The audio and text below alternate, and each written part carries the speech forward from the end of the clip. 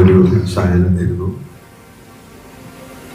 ആദ്യം ഈ ട്രെയിലറിനെ കുറിച്ച് പറയാം. വളരെ മനോഹരമായ ഒരു ട്രെയിലർ. കൺഗ്രാജുലേഷൻസ്. സിനിമയുടെ പേര് പ്രതിച്ഛായ.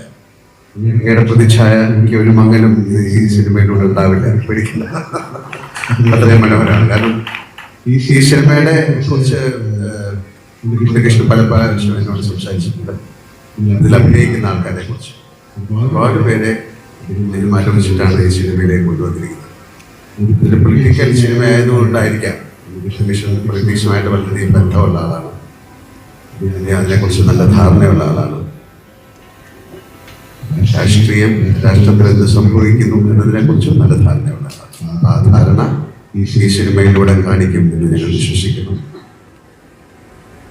ഉണ്ണികൃഷ്ണൻ 5 സിനിമകൾ ഞാൻ അഭിനയിച്ചിട്ടുണ്ട്. 5 സിനിമകളും എന്നെ സംബന്ധിച്ചിടത്തോളം ആൻ ആക്ടർ വളരെയധികം സന്തോഷം പകർന്ന സിനിമകളാണ്.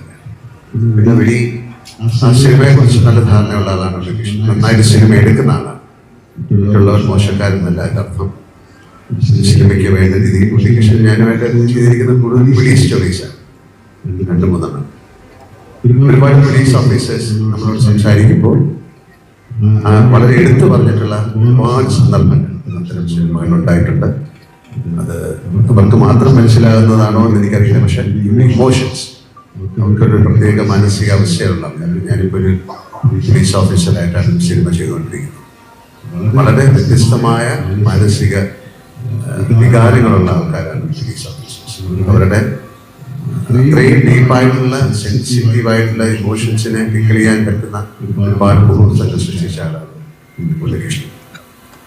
പക്ഷെ ബാലചന്ദ്രൻ മേനോൻ അദ്ദേഹത്തിന്റെ തുടക്കകാലത്തെ സിനിമകൾ ഞാൻ അഭിനയിച്ചു. എന്റെ തുടക്കകാലം കേൾക്കാത്ത ശബ്ദം, കളിയുടെ വേറെ സിനിമകൾ ഒക്കെ അദ്ദേഹം ഏറ്റവും മനോഹരമായിട്ട് ഈ സിനിമ ചെയ്തു എന്ന് ഉണ്ണികൃഷ്ണൻ എന്നോട് സംസാരിച്ചിട്ടുണ്ട്. കാര്യം ആ ഒരു കഥാപാത്രം എന്ന് പറയുന്നത് ഉണ്ണികൃഷ്ണനോട് സംസാരിച്ചപ്പോൾ പറഞ്ഞു, ഞാൻ സിനിമയുടെ സെൻട്രൽ ക്യാരക്ടറാണ്. അത് അതിശക്തനായ ഒരു പെർഫോമർക്ക് മാത്രം ഹാൻഡിൽ ചെയ്യാവുന്ന ഒരു ക്യാരക്ടറാണ്. അതുകൊണ്ട് ആരെയാണ് ഇതിലേക്ക് കൊണ്ട് പോകേണ്ടതെന്ന് ആലോചിച്ചിട്ട് അവസാനം ഉണ്ണികൃഷ്ണനോട് ചോദിക്കുകയും ചെയ്തു.